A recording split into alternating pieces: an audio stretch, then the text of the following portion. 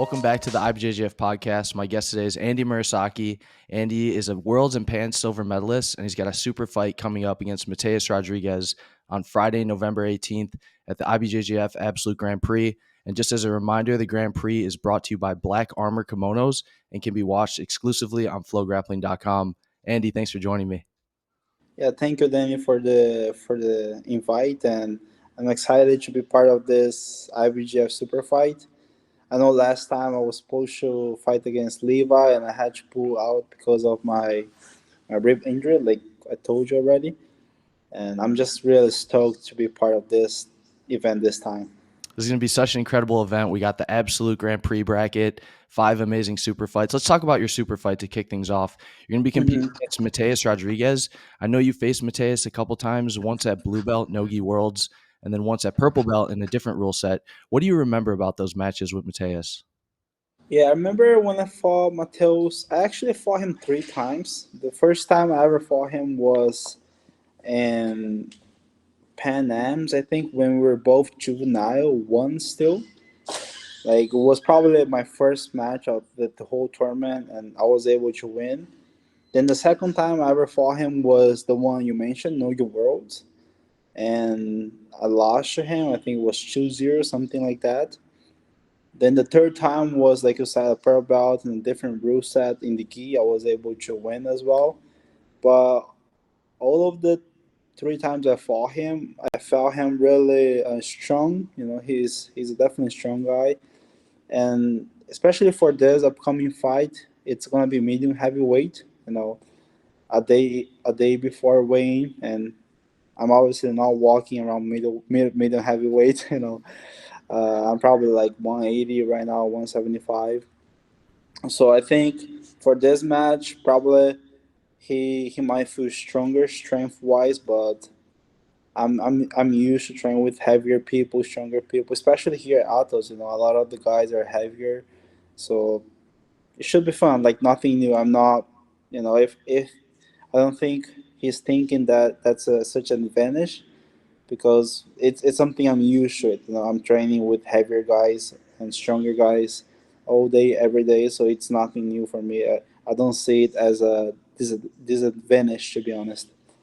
Yeah, I wanted to ask you about that because, like you said, you walk around middleweight. I know you competed at the Worlds at middleweight, but you've competed at lightweight quite a bit too. So, who are some of the Yeah. guys at Atos that you're training with? Because you have a lot of options at medium heavy.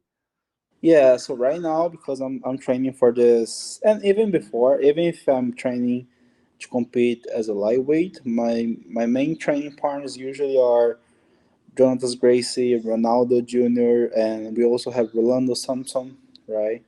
Those three are probably my main training partners. But also right now, Kainan is also getting ready for the GP, right? So Kainan is also my one of my main training partners right now. It's fun. It's fun. Kynan even a little heavier than medium heavy. Yeah, he's like probably 225, I think, 215, something like that. He's a big boy. But I love training with him. Like I don't know if people realize, but he's really technical. Like probably one of the most technical people I ever trained. Uh, Between the heavyweights guy, he's really technical. Like I don't ever feel like scared or uncomfortable training with him. Like kind of when you're hesitating because you feel the risk of getting injured. I never felt that with him. He's always very technical training with him, with me and other guys. He knows how to train with smaller people. So for me, it's such a good training with Kine. I learn a lot from him. That's amazing. We touched a little bit on your 3 fights with Mateus, but obviously those were at the lower belts. Those were years ago. How do you feel that you and Mateus have evolved since your last fights? Yes, I think we both, I've been at Atos since then. He's been at AOJ since the time we first fought, or the second time we fought, I believe. So I think we've been growing up inside an environment where everyone is very professional, so that also helps a lot with our growth, I think. I think we're both on and off the mat a lot more mature athletes today. We have a lot more experience. I think I might have a little bit more experience in the black belt since I've done pans and worlds final things like this compared to him.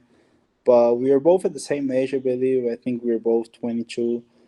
Um, we still just, at the beginning of our career, so there's a lot more to happen. But I think it's hard. I haven't seen him compete in a while, to be honest.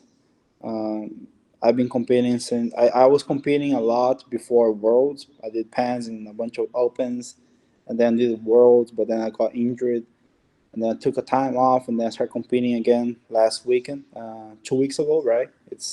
I did two opens in a row, so I've been more active than him, I believe. I think, yeah, I think that's one thing in my advantage. I would say I've been more active competing compared to him, but I haven't seen him compete in a while, so I don't really know what his game looks like, or how he's performing at the moment. But I'm sure he's gonna be well prepared. Otherwise, he wouldn't accept this fight. And I'm well prepared too. I'm training. I'm feeling healthy. Happy, and very excited for next Friday. To be honest. Yeah, you mentioned you've been competing the last couple weekends. You did the Charleston Open and then the Houston Open. I believe you had 6 total fights between the two competitions, 5 submissions. Is that correct? Yes. So I think I actually had two fights in Charleston. I was able to submit both of them, and then in Houston I had three matches in the gi. I was able to submit those three matches as well. Awesome. And what did it feel like to get back to competition after taking that break from the rib injury? It feels good. Like, honestly, obviously injury, it sucks. You need a really strong mind to be able to keep yourself positive, and with your head up and things like this. But it was good to take this time off. Sometimes when we're just training to compete, sometimes it can be a very stressful environment sometimes. And this time off of the world, I think it was a very needed time for myself, for my mind, uh, to make new goals, have new goals in my way and things like this. Um, and like I said, I don't like to compete. I never compete if I don't feel like competing. If I'm not ready to compete, if I'm not healthy to give a good show and things like this, I won't compete.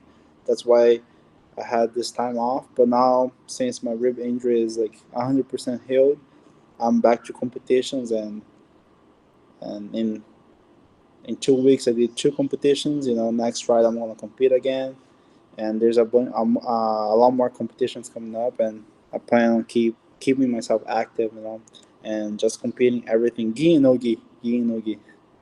Yeah, you had great results since you came back. And I want you to talk a little bit about the rib injury. We spoke about it before we started recording, but can you tell everyone what the rib injury entailed, where you sustained it, and what the process was like getting back to full health after the injury?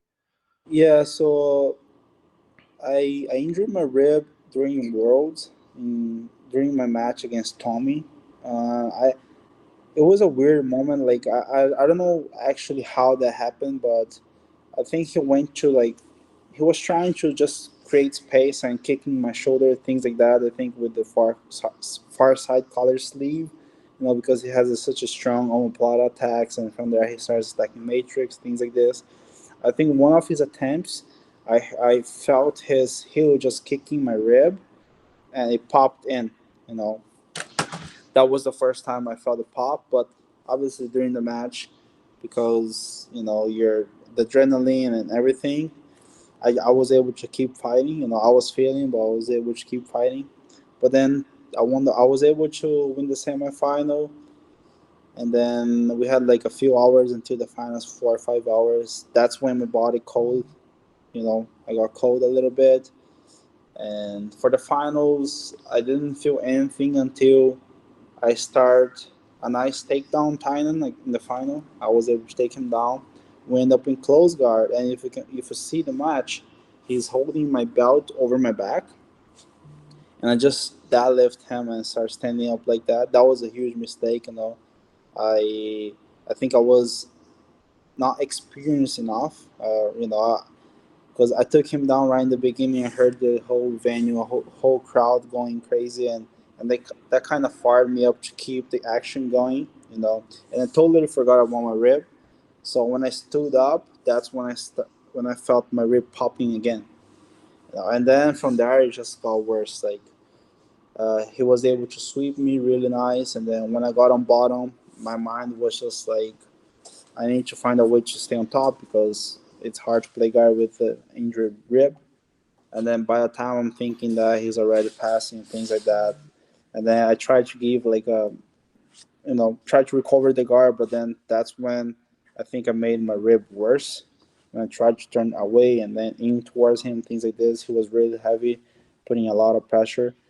I think that's when I actually made the injury worse.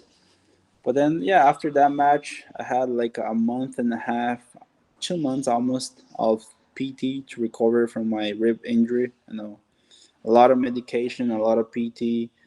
Um, and rib injury, there's not much to do. Like if it's a broken, it doesn't matter if it's a broken rib or just a sprain. Like there's not much to do. It's just time. And I never injured my rib before, but you use it more than you think. Yes, You use it definitely. more than you think. Like it's crazy for everything. For everything. So it took me a while to recover, but now I'm just glad that it's over and I'm healed.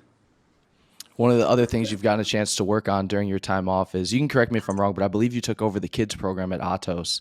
What has Yes. that been like, teaching the kids, and what are some of your goals for the kids program at such a big and prestigious academy? Yeah. So it's been nice. Like I've always like been passionate about teaching. Always since I'm like, I think the first class I ever taught, I was probably like a blue belt. A few years ago already. And like myself, I started training just when I was 8. So today I'm leading the kids program. I feel really happy to be able to impact the next generation. Especially in the academy there. Like for me, jiu-jitsu changed my life a lot, and obviously I think it's going to change a lot more because of jiu-jitsu. And I feel like I have the same opportunity to do the same with the kids in the academy. I want, maybe most of them will be just training just for fun. That's fine, but they're gonna develop better skills. They're gonna be more disciplined. They're gonna know how to deal with losses and things like this. Or some of them will be a professional athlete eventually, and they're gonna be able to change their life, their family's life through jiu-jitsu. So I think I just wanna. I know it's a lot of responsibility, but I wanna be the bridge between jiu-jitsu and them. You know, so they can eventually work with jiu-jitsu and just impact other people's life through jiu-jitsu. That's one of my honestly my main goal with the kids program right now. Jiu-Jitsu's evolved so much in the past few years, and I think one of the biggest jumps it's made is in the kids divisions. When you watch the paying kids and see some The of these, level is crazy. it's The insane. level is So crazy. It's talk about the insane. level of the kids and how you feel like it's evolved as Jiu-Jitsu's grown. It's crazy because nowadays when I watch a 12-year-old kid competing, like the trains full time, and then compare myself when I was 12 year old, it's not even comparable. It's not even comparable. It's crazy. And that's another thing as well. I started training jiu-jitsu. Like in the beginning, I started training just when I was 8, but it was like once, twice a week. And I kept that pace until I was probably 14 or 15. That's when I was 14 or 15, that's when I started training once a day, Monday to Friday. And I felt like training a lot.